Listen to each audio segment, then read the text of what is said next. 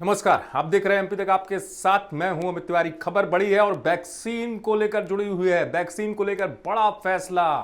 अब तक जो वैक्सीन किसको लगेगी वो बात साफ थी कि 45 वर्ष से ऊपर की आयु के जो लोग हैं उनको वैक्सीन दी जाएगी और लगातार। लेकिन अब जिस स्थिति में देश गुजर रहा है और वैक्सीन की जरूरत किस कदर महसूस की जा रही है उसका अंदाजा आप लगा सकते हैं कि पीएम मोदी ने हाई लेवल मीटिंग की है डॉक्टरों के साथ और उसके बाद ये बड़ा फैसला आया है। अब ये बड़ा फैसला 1 मई से लागू हो जाएगा। आप देखेंगे 18 वर्ष, एक बार फिर आपको बता दूं, 18 वर्ष से ऊपर के लोगों को अब वैक्सीन लगाई जा सकेगी।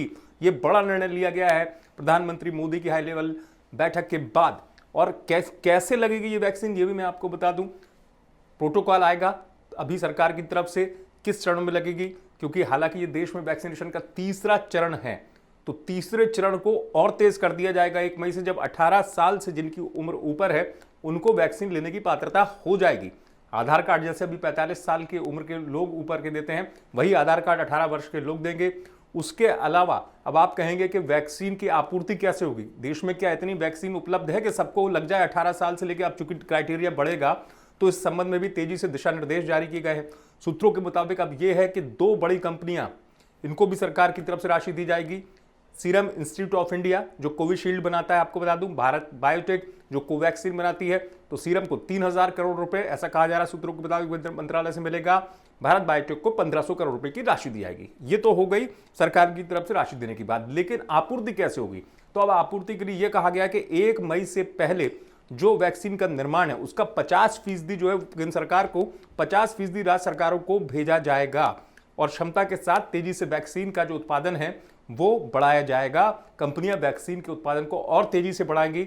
1 मई से पहले कंपनियां खुले बाजार में अगर इस वैक्सीन को बेचेंगी, उससे पहले निजी अस्पतालों या खुले बाजार की हम बात कर रहे हैं, कीमतें निर्धारित हो जाएंगी, क्योंकि 18 साल से ऊपर के लोगों को अब वैक्सीन लगना शुरू होगी। तो टीकाकरण जो है वो देश में तेज हो जाएगा।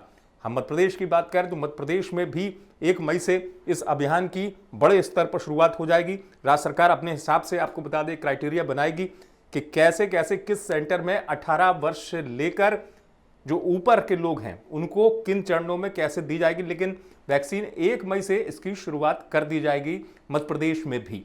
इसको लेकर एक पूरा खाका खींचा जा रहा है।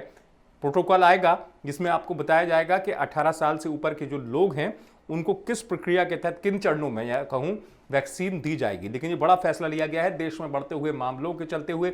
मध्य प्रदेश की बात करें तो कई राज्यों के मुख्यमंत्री जो हैं उन्होंने अपनी तरफ से प्रधानमंत्री से आग्रह किया था और ये बात भी निकलकर सामने आ रही थी राज्य के मुख्यमंत्रियों की तरफ से कि वैक्सीन की जो उम्र सीमा है उसको 45 से घटा दिया जाए। आवश्यकता है इस दौर में, तेजी संक्रमण बढ़ रहा है, वैक्सीन जो है वो आयु वर्ग को लेकर जो 18 से ऊपर है, खासतौर से युवा हैं, उनके लिए भी आवश्यकता है। तो इसी को देखते हुए वैक्सीन को लेकर यह फैसला लिया गया है। आप देखते रहिए एमपी तक।